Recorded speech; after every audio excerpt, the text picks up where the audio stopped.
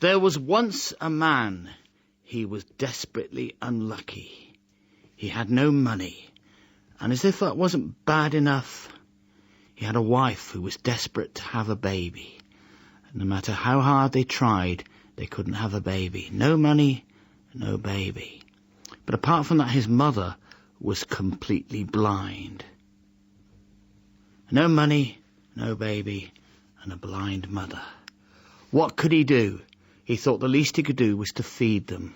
So he borrowed a gun and he went off to the woods to shoot a rabbit. For he thought he could make rabbit stew. And although rabbit stew is not a great dinner, it's better than no dinner at all. He was just looking for a rabbit to shoot. And there was a flash of white.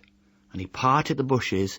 And there in the bush, with its hoof stuck in the trap, was a unicorn, a snow-white horse with one spiral horn. And he thought, yum, yum, unicorn stew.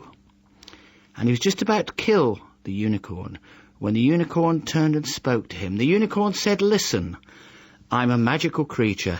If you spare my life, I can give you one magic wish." And he thought, money. And the unicorn looked him straight in the eye and said, "Listen, money's not the answer to everything, and you've only got one wish, so use it wisely." If his first thought was for money, his second thought was for food, his third thought was for a baby, and his fourth thought was for his mother's eyesight to be healed.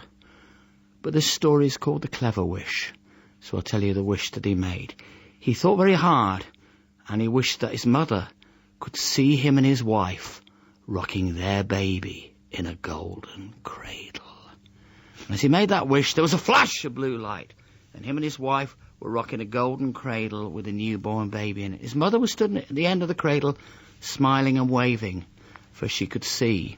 But of course, a baby doesn't need a golden cradle. So that very afternoon, they sold the golden cradle. And with the money they got for the golden cradle, they bought enough food to feed the whole family for many, many months. And that is the story of The Clever Wish, told by Taffy Thomas, England's first national storyteller laureate. But you made it possible. Because remember, if speaking was more important than listening, we'd have 2 tongues and 1 ear.